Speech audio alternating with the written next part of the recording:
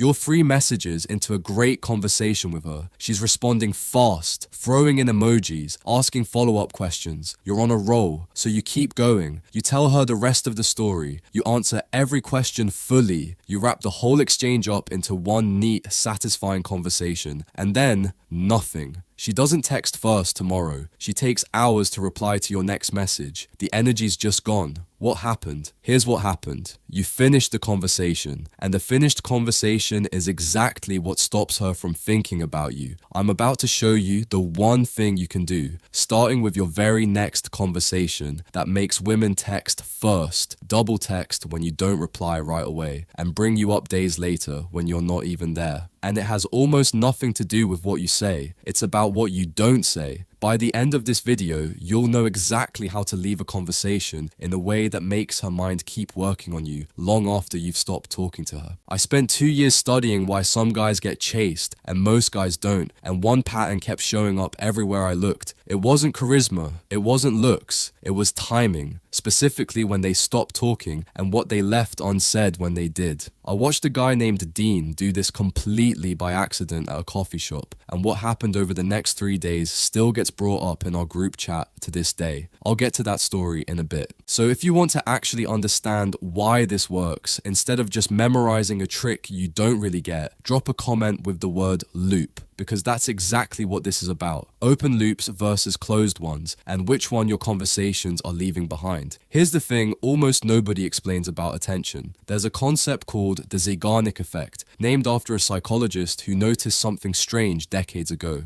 People remember unfinished tasks far better than finished ones. A waiter remembers an order that hasn't been delivered yet much more clearly than one that's already gone out. Once something's done, the brain files it away and moves on to the next thing. But unfinished things stay open. They keep getting pulled back up into awareness without anyone choosing to think about them on purpose. Conversations work the exact same way. A finished conversation gets filed away the second it ends. An unfinished one stays open in her head, and her brain keeps circling back to it, whether she wants it to or not. Most guys do the opposite of what creates that effect. You're texting back and forth, it's going well, and your instinct is to ride the wave for as long as it lasts. She asks about your weekend, you tell her everything that happened. She asks about the trip you mentioned once. You tell the entire story, start to finish, no detail left out. You think you're being engaging. What you're actually doing is closing every loop the moment it opens. There's nothing left hanging, nothing left to wonder about. The conversation reaches a clean finish line, and once something's finished, her brain stops actively working on it. Watch how this looks in real time. She asks, "Wait, what happened with that trip you mentioned?" Most guys answer immediately and completely. The flight got delayed, we almost missed the connection, then this whole thing happened with the rental car and on and on. She reads it, says something like OMG no way, and that's the end of it. Loop closed. Nothing left to think about once she closes the app.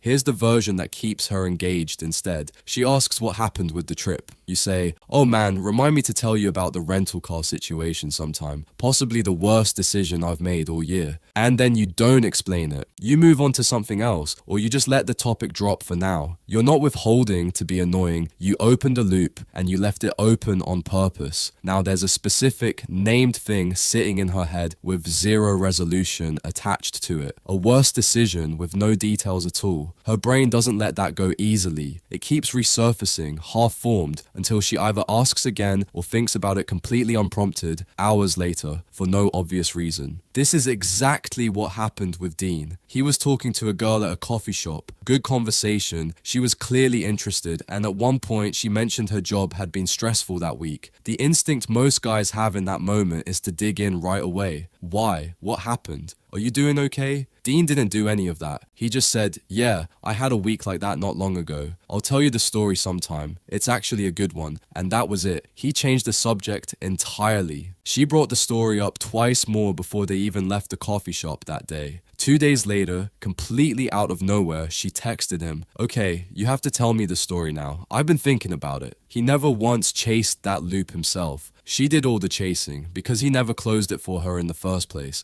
Now, here's where most guys get this wrong the second they hear it. They assume the move is to be vague about everything, to never finish a single thought, to turn every sentence into some kind of cliffhanger. That's not it. and doing that backfires badly almost every time. If you do this constantly, you stop being a person having a conversation and start being a guy who's obviously performing a trick on her. It reads as evasive instead of intriguing, and she'll lose patience with it fast. The actual skill isn't withholding everything you say. It's noticing which one thing in the conversation already has the most natural pull and leaving just that one thing open while you answer everything else normally and completely. That's the real rule here. Close most loops, but open exactly one. If she asks you 5 different things, answer 4 of them fully and naturally, and let one stay genuinely unfinished. Ideally, whichever one is the most interesting to begin with. That ratio actually matters a lot. Too many open loops at once, and you come across as cagey or evasive. 0 open loops, and the conversation dies the second it ends, because there's nothing left pulling her attention back to it afterward. There's a second layer to this that most guys never figure out on their own, and it's about when you end the conversation, not just what you say inside of it. Most guys keep texting until the conversation naturally runs out of steam on its own. Replies get shorter, gaps between messages get longer, and eventually it just trails off and dies without either person really ending it. That's the conversational version of finishing the whole story completely. There's no loop left open when it ends that way. It just fades out, and her brain quietly closes the file on it. Instead, the conversation should end while it's still good, while there's still real energy in it, and ideally while there's still a question sitting out on the table, unanswered. You're a few exchanges into something genuinely fun. It's flowing nicely. She just said something funny, and that's exactly the moment you say something like, I actually have to run, but you cannot just drop that and disappear. You owe me the rest of that story later. And then you actually go. You don't keep typing after that. You don't soften it with 5 more follow-up messages. You end it right at the high point, with one open thread still attached to it. What that does is leave the conversation suspended in her head instead of finished. There's no natural sense of closure for her brain to file away and move past. There's one specific unanswered thing, and a stated later that her mind will keep circling back to long before later actually arrives. This is the real reason she texts first the next day. Not because you played hard to get or acted distant, but because you left something objectively unresolved. And unresolved things don't get filed away the way finished ones do. They sit in active working memory instead. I tested this for about 6 weeks straight. Every conversation, I made sure of 2 specific things. One clear loop stayed open instead of getting fully explained, and the exchange ended while it was still good, instead of dying out slowly on its own. The difference wasn't subtle at all. Conversations that used to go quiet for 2 days started getting, wait, you never told me that texts within hours. Girls who used to take half a day to respond started replying within minutes because there was an actual open question sitting in their head, not just some vague leftover feeling that I'd been fun to talk to. You don't need a more interesting life to make any of this work, and you don't need better stories than you already have. Dean's rental car situation probably wasn't even all that dramatic once you actually heard it. What made it work wasn't the content of the story at all. It was the structure underneath it. A named thing, left deliberately unresolved, with a stated promise attached to come back to it later. That's a loop, and loops get attention in someone's head that fully closed stories simply never do. So here's exactly what this looks like in practice. When she asks about something specific, give her one true, concrete detail, plus a vague but specific tease, never the full story all at once. Possibly the worst decision I've made all year. Works well because it's specific. Crazy story, I'll tell you later, doesn't work nearly as well because it has nothing concrete actually attached to it. The detail is what gives the loop real weight. The vagueness is what keeps it genuinely open. When you're ending a conversation, don't sit around waiting for the energy to naturally run out on its own. End it on purpose, ideally right in the middle of good momentum, and reference the open loop explicitly when you do it. You still owe me that story